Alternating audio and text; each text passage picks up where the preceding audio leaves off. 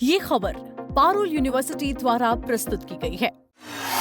America और Iran के बीच का तनाव अब एक बड़े ऐतिहासिक मोड़ पर पहुंच गया है। पाकिस्तान के सेना प्रमुख जनरल आसिम मुनीर और कतर का एक उच्च स्तरीय प्रतिनिधिमंडल इस समय ईरान की राजधानी तेहरान में मौजूद है। रिपोर्ट्स के मुताबिक अमेरिका और ईरान के बीच एक शांति समझौते का अंतिम मसौदा यानी कि ड्राफ्ट पूरी तरीके से तैयार हो चुका है, जिसकी आधिकारिक घोषणा किसी भी समय की जा सकती है। इस बड़ी हलचल ने दुनिया भर के विशेषज्ञों को दो गुटों में बांट दिया है। पहला गुट इस मध्य पूर्व में शांति की नई शुरुआत मान रहा है, जबकि दूसरा गुट इसे केवल एक कूटनीतिक खेल करार दे रहा है। सबसे बड़ा सवाल पाकिस्तान की भूमिका पर उठ रहा है। इससे पहले भी पाकिस्तान कई बार अमेरिका और ईरान के बीच मध्यस्थता कराने में नाकाम रहा है।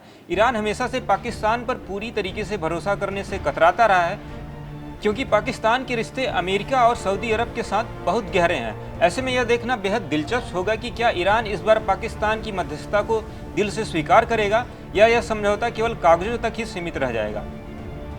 इस वीडियो में हम पूरी खबर आपको आसान भाषा में विस्तार से समझाने वाले हैं, तो हमारे साथ अंत तक जुड़े रहिएगा। पाकिस्तान आर्मी चीफ का तेहरान दौरा। पाकिस्तान के army chief field marshal Asim Munir 22 मई को तेहरान पहुंचे। आपको बता दें, ये एक महीने के अंदर मुनीर का दूसरा तेहरान दौरा है।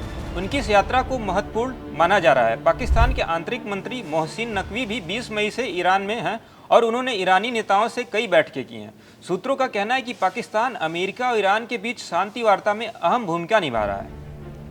अल अरबिया चैनल ने सूत्रों के हवाले से दावा किया है कि अमेरिका और ईरान के बीच शांति समझौते का अंतिम मसौदा तैयार हो चुका है। कतर भी इस समझौते में शामिल हो गया है। पहली बार कतर का वार्ता दल 22 मई को तेहरान पहुंचा है। पहले कतर इस संघर्ष में सीधे मध्यस्थता से दूर रहा था, लेकिन अब वो भी अहम भूमिका निभाने के लिए तैयार हो गया है। समझौते की खबर आते ही वैश्विक शेयर बाजारों में उछाल देखा गया। हालांकि कच्चा तेल अभी भी $105 प्रति बैरल के आसपास नजर आ रहा है। समझौते में क्या क्या होगा? दोस्तों, प्रस्तावित समझौते में कई अहम बातें शामिल हैं। इसमें जमीन, समुद्र और हवाई क्षेत्र में तुरंत, व्यापक और बिना शर्त युद्ध विराम के प्रावधान है। दोनों देशों ने एक दूसरे के सैन्य, नागरिक और आर्थिक ठिकानों पर हमला न करने की प्रतिबद्धता जताई है। मीडिया के जरिए होने वाली शत्रुतापूर्ण गतिविधियों को भी रोकने की बात कही गई है। समझौते में अरब खाड़ी, होर्मुज स्ट्रेट और ओमान की खाड़ी में जहाजों की आज़ादी को सुनिश्चित करने का भी प्रावधान है। आपको बता दें, समझौते की निगरानी के लिए एक संयुक्त सिस्टम बनाने का भी प्रस्ताव है। समझौता लागू होने के 7 दिनों के अंदर सभी मुद्दों पर औपचारिक बात शुरू हो जाएगी। ईरान अपनी कुछ शर्तों को मानने के बदले अमेरिका के आर्थिक प्रतिबंधों में राहत चाहता है। समझौते में अंतर्राष्ट्रीय कानून और संयुक्त राष्ट्र चार्टर का पालन करने की बात भी दोहराई गई है। ट्रंप और अमेरिका का रुख। अमेरिकी विदेश मंत्री मार्को रूबियो ने कहा कि ईरान के साथ बातचीत में कुछ प्रगति हुई है, लेकिन अभी भी परमाणु कार्यक्रम और होर्मुज स्ट्रेट पर बड़ा मतभेद बरकरार है। अमेरिकी राष्ट्रपति डोनाल्ड ट्रंप ने साफ कर दिया है कि वे ईरान की परमाणु क्षमता को सीमित करने के अपने रुख से पीछे नहीं हटेंगे।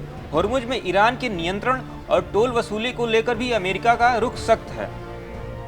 पाकिस्तान इस पूरे मामले में काफी सक्रिय दिख रहा है। आर्मी चीफ आसिम मुनीर के अलावा आंतरिक मंत्री मोहसिन नकवी भी ईरान में लगातार बैठकें कर रहे हैं। उधर पाकिस्तान के प्रधानमंत्री शहबाज शरीफ चीन के दौरे पर हैं। वहां भी पाकिस्तान के शांति प्रयासों पर चर्चा होने की संभावना है। पाकिस्तान दोनों देशों के बीच पुल का काम कर रहा है। अब ये तो आने वाले दिनों में ही पता लगेगा कि यह वार्ता कितनी सफल हो पाती है।